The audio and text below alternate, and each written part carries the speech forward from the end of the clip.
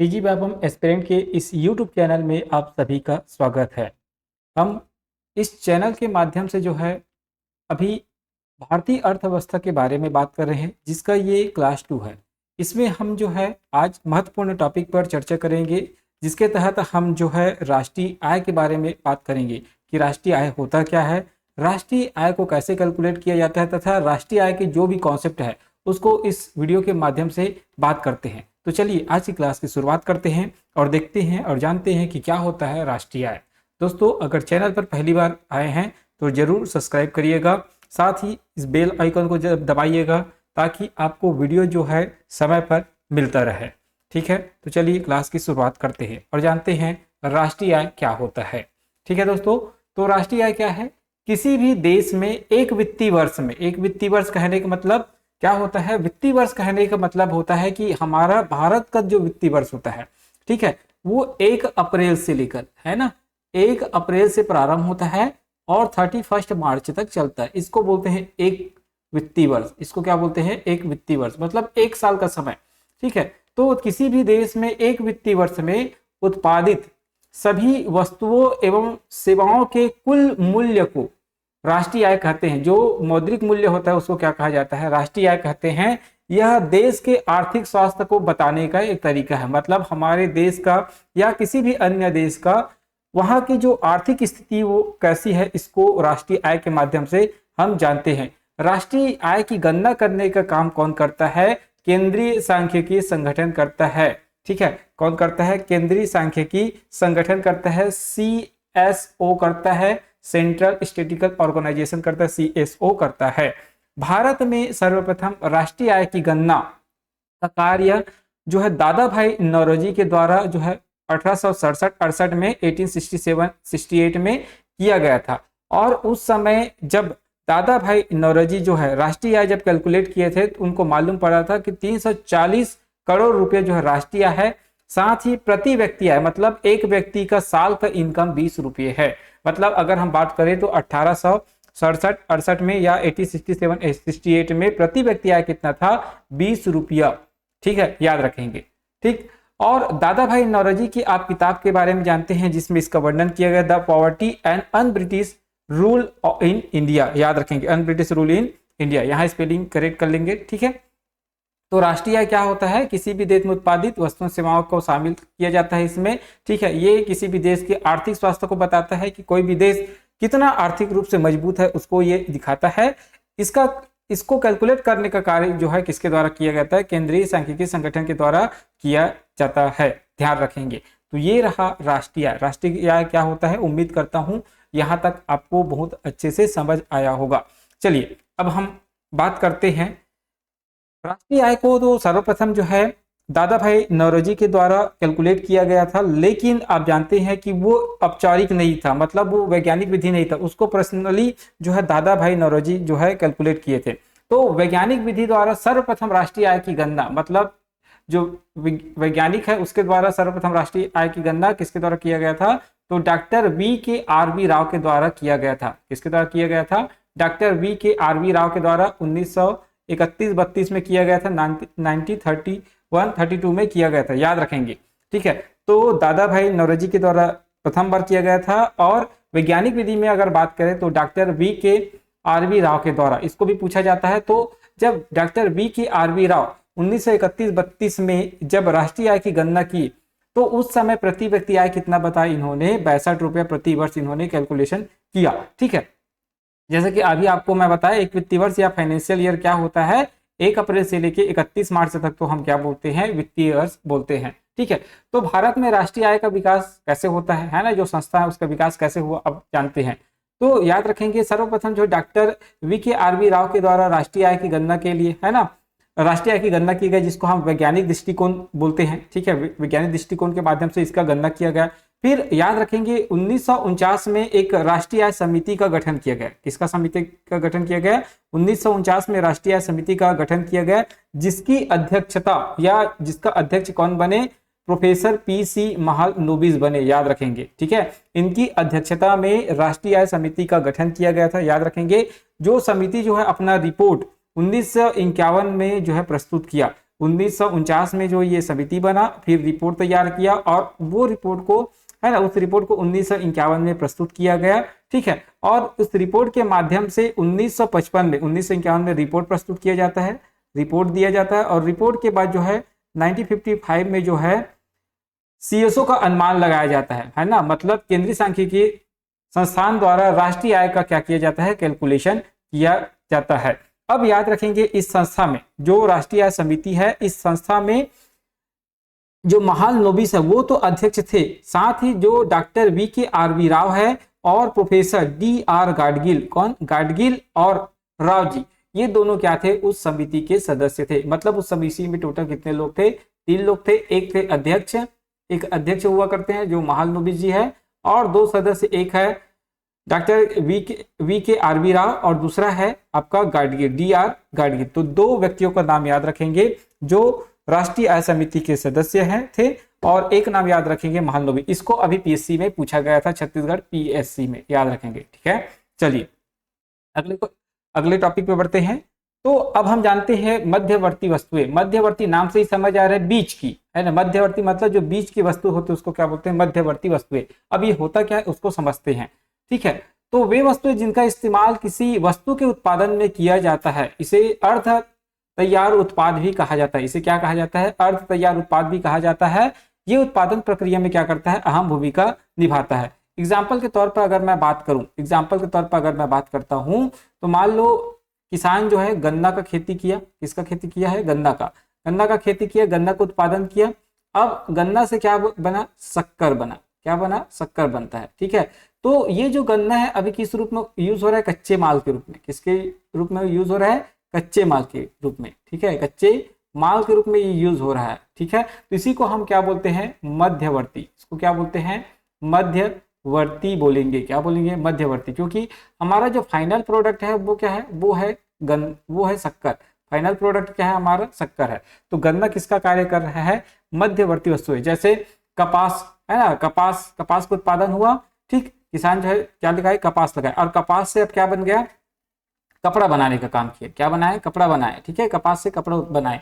तो कपड़ा जो है अंतिम उत्पाद है, जो है फाइनल प्रोडक्ट क्या है आपका, कपड़ा है। ठीक है, फाइनल प्रोडक्ट है, लेकिन जो कपास है यहाँ, ये कपास क्या है आपका, मध्यवर्ती वस्तु है। ठीक है, ये क्या है, मध्यवर्ती वस्तु है। ठीक है, अगर इसी कपास को हम अंतिम रूप से उपयोग करते, कहने का मतलब इस रुई का अगर उपयोग हम, ठीक है, अंतिम रूप से करते हैं, इसके बाद कोई भी यूज नहीं होता, तो वो क्या कहलाता है, फाइनल प्रोडक्ट कहलाता है। जैसे इस गन्ना से के माध्यम से समझते हैं, अगर गन्ना को आप किसान जो है उत्पादन किए और गन्ना को व्यक्तियों के द्वारा डायरेक्ट खाने का काम किया गया, ठीक है, खाने का काम करते हैं, उससे शक्कर नहीं बनाते, गुड़ नहीं बनाते, ठीक है, तब वो इसका उपयोग कच्चे माल के रूप में नहीं हुआ, ठीक है, वो खाने के लिए उपयोग है, तो इसको हम क्या बोलेंगे, अंतिम प्रोडक्ट, अंतिम उत्पाद बोलेंगे। ठीक है, अंतिम, उसका अंतिम रूप से उपयोग किया गया। ठीक है, तो कहने का मतलब अगर गन्ना का उपयोग अन्य किसी चीज का निर्माण करने के लिए करते हैं, चाहे वो शक्कर हो चाहे गुड़ का हो, तो वो गन्ना क्या कहलाएगा, मध्यवर्ती वस्तुएं कहलाएगा। ठीक है, इसी को अर्ध तैयार उत्पाद कहा जाता है। ठीक है, अब हम जानते हैं मध्यवर्ती वस्तुओं के बारे में कुछ बातें आपको याद रखना पड़ेगा।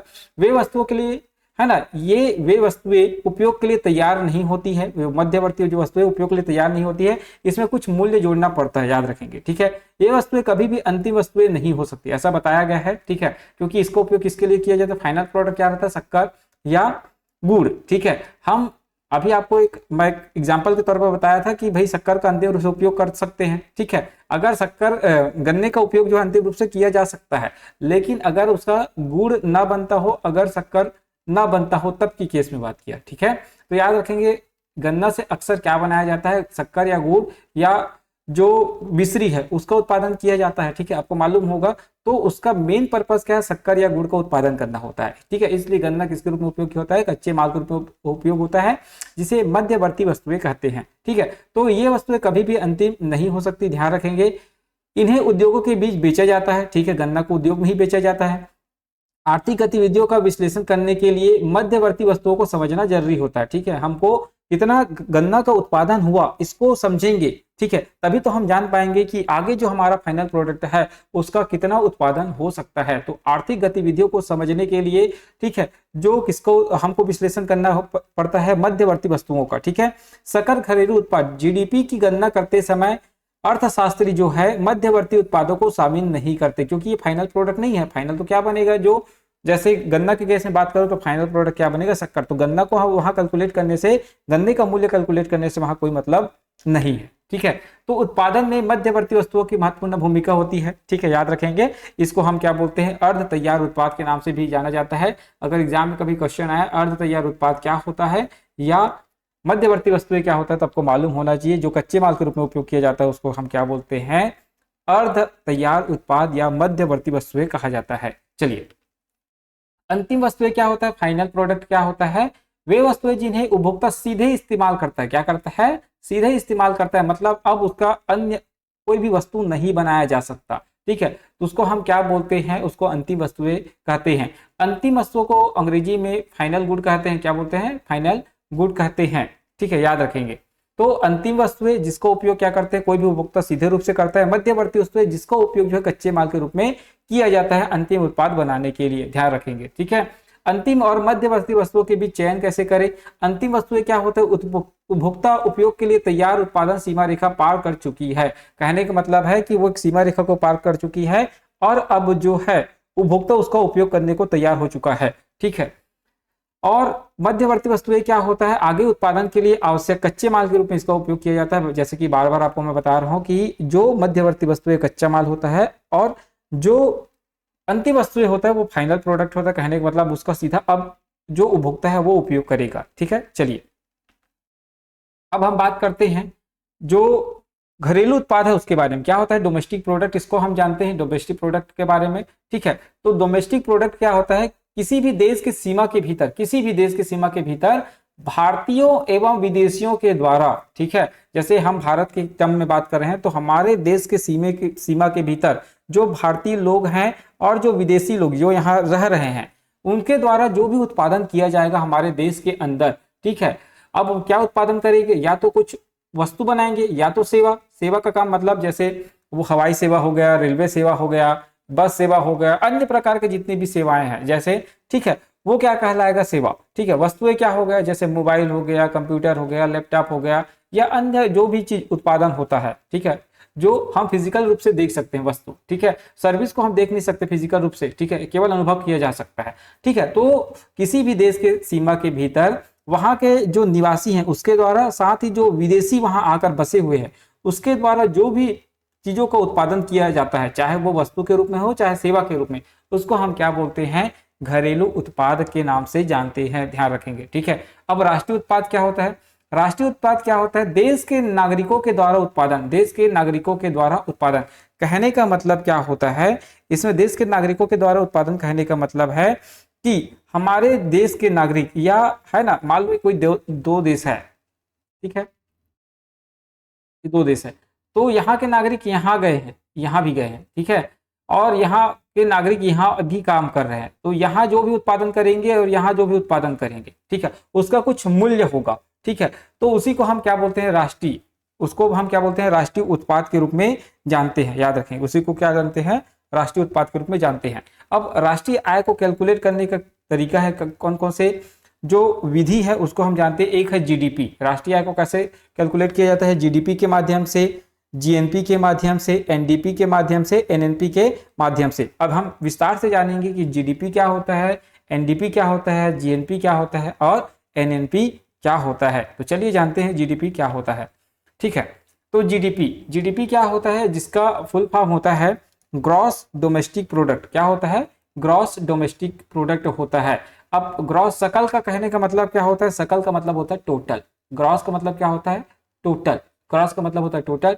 डोमेस्टिक मतलब क्या होता है, घरेलू, घरेलू कहने का मतलब देश की सीमा के अंदर, देश के सीमा के अंदर, देश के सीमा के अंदर या भीतर, ठीक है। और प्रोडक्ट का मतलब क्या होता है, उत्पाद, प्रोडक्ट का मतलब क्या होता है, उत्पाद।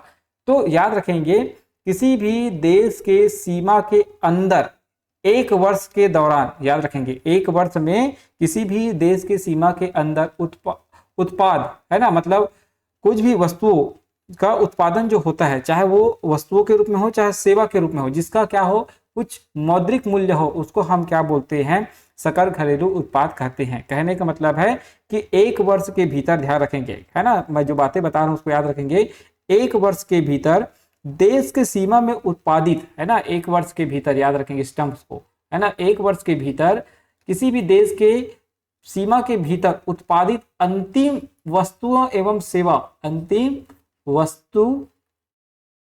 वस्तुएं एवं सेवाएं, ठीक है, अंतिम वस्तुएं एवं सेवाएं जिसका क्या हो, मौद्रिक मूल्य हो, क्या हो, मौद्रिक मूल्य, कहने का मतलब रुपये में मूल्य हो, है ना, रुपये में जिसका मूल्य हो, है ना, या डॉलर में जिस देश की बात करें उसके बारे में, तो मौद्रिक मूल्य हो, ठीक है, जिसका क्या हो, कुछ मौद्रिक मूल्य हो, ठीक है, इसी को हम क्या बोलते हैं, सकल घरेलू उत्पाद कहते हैं, याद रखेंगे। जीडीपी से किसी भी देश का जो उत्पादन क्षमता है उसके बारे में पता चलता है, ध्यान रखेंगे। तो घरेलू उत्पाद क्या है, घरेलू उत्पाद क्या है, तो घरेलू उत्पाद किसी भी देश में एक निश्चित अवधि में, है ना, या एक वर्ष के भीतर उत्पादित सभी वस्तुओं एवं सेवाओं का कुल मौद्रिक मूल्य क्या कहलाता है, सकल घरेलू उत्पाद कहलाता है, ठीक है। यह किसी भी देश के आर्थिक स्वास्थ्य और गतिविधि का आकलन करता है, ध्यान रखेंगे, ठीक है, किसी भी देश का ये क्या बताता है, उत्पादन क्षमता को बताता है।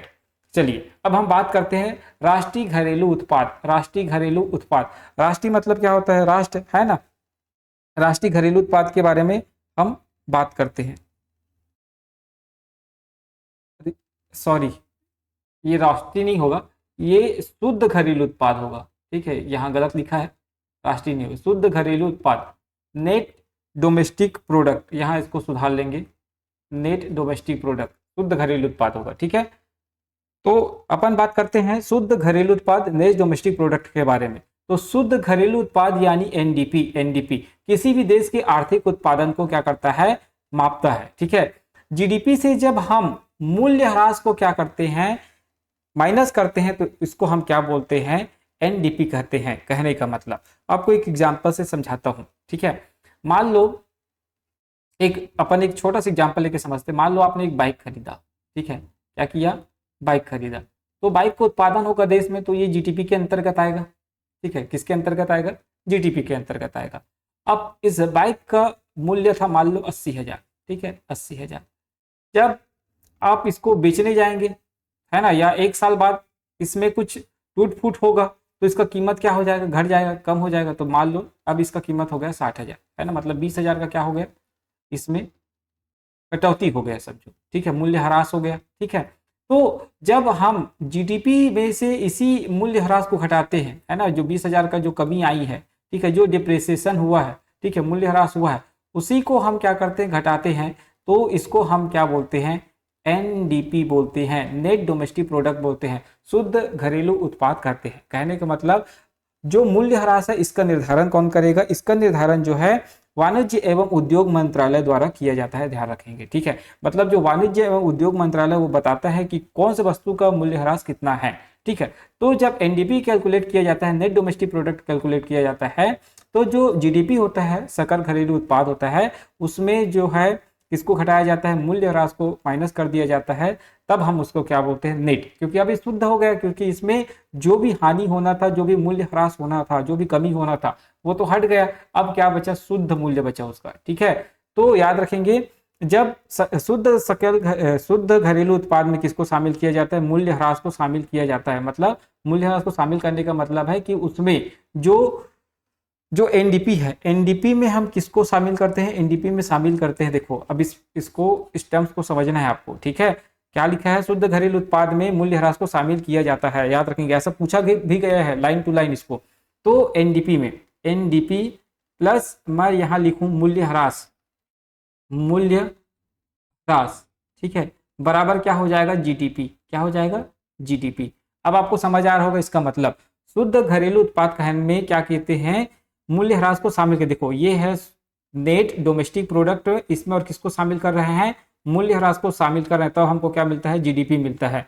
अब एनडीपी में, है ना, एनडीपी, तो इसी को क्या करूंगा मैं, जीडीपी माइनस मूल्य ह्रास, क्या करूंगा, मूल्य ह्रास, ठीक है। तो हमको क्या पता चल जाएगा, नेट डोमेस्टिक प्रोडक्ट के बारे में पता चल जाएगा। तो एनडीपी में शामिल किया जाता है मूल्य ह्रास को, ठीक है, ध्यान रखेंगे। अब इसमें क्या होता है, जो सकल घरेलू उत्पाद है, इसमें मूल्य ह्रास को शामिल नहीं किया जाता, इसमें क्या किया जाता है, माइनस किया जाता है, आपको दिख रहा है, ठीक है। तो जीडीपी में क्या किया जाता है, माइनस किया जाता है, याद रखेंगे, ठीक है दोस्तों। तो इस टर्म्स को समझिएगा, क्योंकि एग्जाम में ऐसा पूछा भी गया है लाइन टू लाइन, ठीक है। चलिए आगे बात करते हैं। अब बात करते हैं सकल राष्ट्रीय उत्पाद के बारे में। किसके बारे में बात करेंगे? सकल राष्ट्रीय उत्पाद के बारे में बात करेंगे, ग्रॉस नेशनल प्रोडक्ट के बारे में बात करेंगे। ठीक है, तो सकल का मतलब या ग्रॉस का मतलब होता है टोटल, आपको मालूम है, और नेशनल का मतलब होता है राष्ट्रीय। क्या होता है? राष्ट्रीय होता है। ठीक है, ये होता है राष्ट्रीय। प्रोडक्ट का मतलब होता है उत्पाद। प्रोडक्ट का मतलब क्या होता है? उत्पाद। कहने का मतलब है, अब यहाँ राष्ट्रीय कहने का मतलब है कि हमारे देश के नागरिकों द्वारा, है ना, देश के नागरिकों द्वारा, है ना, नागरिकों द्वारा जो विदेशों से आय प्राप्त किया जाता है। किससे? विदेशों से जो आय प्राप्त किया जाता है उसको इसमें शामिल किया जाता है। विदेशों से जो आय प्राप्त किया जाता है उसको इसमें शामिल किया जाता है। तो किसी देश के निवासियों द्वारा उत्पादित सभी अंतिम वस्तुओं और सेवाओं के कुल बाजार मूल्य से है, भले ही वस्तुओं को उत्पादन या सेवाओं की आपूर्ति किसी भी स्थान पर हुई हो। कहने का मतलब है कि जो भारत के निवासी, जैसे भारत के संक्षेप में हम बात कर रहे हैं, तो भारत के व्यक्तियों के द्वारा जो भी अंतिम उत्पाद बनाया जाएगा, जो भी उत्पाद एवं वस्तु एवं सेवाएं का उत्पादन किया जाएगा, उसका जो भी मूल्य है ना, उसको हम किस में लेते हैं? जीएनपी में शामिल करते हैं। ठीक है, मान लो ये हमारा इंडिया है। ठीक है, ये इंडिया है। ठीक है, ये इंडिया है, और एक ऐसा कोई देश है। ठीक है, एक मान लो अमेरिका में ऐसा कुछ भी देश है। तो यहाँ जो भी भारतीय वो तो उत्पादन कर रहा है वो, और यहाँ के भारतीय अगर जाके यहाँ बसे हैं, ठीक है, मान लो ऑस्ट्रेलिया टाइप का एक देश बना दिया मैं इस टाइप से। ठीक है, अब यहाँ के भारतीय जो है ऑस्ट्रेलिया में जाके बस गए। ठीक है, तो जो भी यहाँ वो उत्पादन कर रहा है, ठीक है, उसका पेमेंट किसको मिल रहा है? इस भारतीय को मिल रहा है। तो ये पैसा कहाँ आएगा? भारत में आएगा। ठीक है, और कुछ विदेशी यहाँ से भारत में है ना, भारत में है, तो हमारे यहाँ जो भी काम करे उसका पैसा मिलेगा तो वो विदेश में जाएगा। ठीक है, तो जीडीपी में, ठीक है, याद रखें, किसमें? जीडीपी में जब हम भारतीयों के द्वारा, इंडियन के द्वारा कहीं से भी आय प्राप्त करते हैं, चाहे विदेश से आय प्राप्त करें चाहे भारत से, तो इंडियन आय, है ना, भारतीयों के द्वारा, और जो फॉरेनर है उसके द्वारा जो भी आय हमारे भारत से प्राप्त किया जाता है उसको हम क्या करते हैं? माइनस कर देते हैं। तो उसको हम क्या बोलते हैं? जीएनपी कहते हैं। ठीक है, याद रखेंगे। मतलब इसमें केवल भारतीयों का आय शामिल होगा, चाहे वो भारतीय विदेश में काम कर रहे हो चाहे देश में काम कर रहे हो। और हमारे जो भी देश है, हमारा जो भारत देश है, उसमें जो भी विदेशी काम कर रहे हैं और हम जो पैसा दे रहे हैं वो विदेश जा रहा है, तो उसको क्या किया जाता है? माइनस किया जाता है। ध्यान रखेंगे। तो एक फार्मूला बनता है जीएनपी बराबर GDP plus X minus M. याद रखेंगे। तो जीडीपी में हम किसको शामिल करते हैं? एक्स का मतलब होता है भारतीयों द्वारा विदेशों से अर्जित आय। ठीक है, भारतीयों के द्वारा विदेशों से जो भी आय अर्जित किया जाता है उसको शामिल किया जाता है। और एम का मतलब है विदेशियों द्वारा भारत से अर्जित आय, मतलब जो विदेशी भारत में रहते हैं वो जो आय प्राप्त करते हैं उसको क्या किया जाता है? माइनस किया जाता है। याद रखेंगे। तो जीडीपी और जीएनपी क्या होता है इसको हम समझते हैं। जीडीपी क्या होता है? जिसमें स्थानीय उत्पादन और आर्थिक गतिविधियों पर ध्यान केंद्रित करता है ये। और जीएनपी क्या होता है? याद रखेंगे, ये निवासियों द्वारा वैश्विक उत्पादन, मतलब जो विदेशों में रहकर भी जो भी मूल्य या आय हमको प्राप्त होता है उसको इस पर सम्मिलित किया जाता है। ठीक है, ये वैश्विक उत्पादन पर ध्यान केंद्रित करता है और ये स्थानीय उत्पादन पर। ठीक है, याद रखेंगे। दोनों चीज को बहुत अच्छे से आप समझे होंगे, उम्मीद करता हूं मैं ऐसा। ठीक है, कमेंट करके जरूर बताइएगा। चलिए अब हम बात करते हैं शुद्ध राष्ट्रीय उत्पाद, नेट नेशनल प्रोडक्ट के बारे में बात करते हैं। शुद्ध राष्ट्रीय उत्पाद, शुद्ध है ना, यहाँ शुद्ध कहने का मतलब है कि जो भी गिसावट वगैरह है, जो भी मूल्यह्रास है उसको क्या किया जाता है? माइनस किया जाता है। ठीक है, तो इसमें जो भी नुकसान होने वाला है उसको क्या किया जाता है? माइनस कर दिया जाता है। तो उसको हम क्या बोलते हैं? शुद्ध बोलते हैं। तो शुद्ध राष्ट्रीय उत्पाद के बारे में बात करते हैं।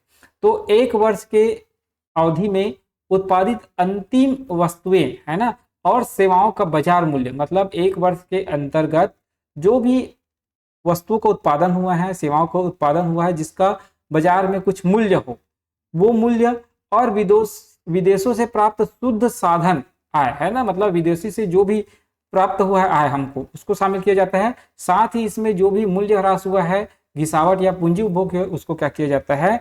माइनस कर दिया जाता है दोस्तों। ठीक है, तो जीएनपी एनएनपी का मतलब क्या होता है? नेट नेशनल प्रोडक्ट का मतलब क्या होता है? जो जीडीपी होता है उसमें विदेशी आय को भी शामिल किया जाता है। ठीक है, जो जीडीपी होता है।